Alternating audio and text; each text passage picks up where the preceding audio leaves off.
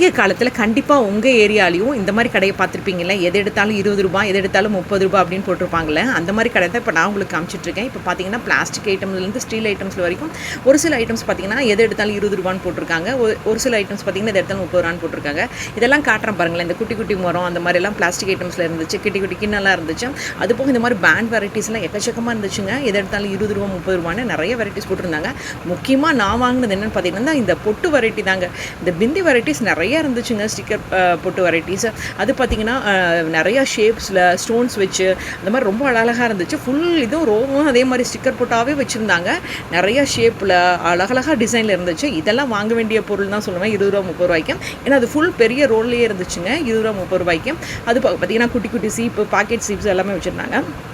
இந்த மாதிரி plastic items எல்லாம் இப்போ நான் காமிக்கிறேன் பாருங்களேன்.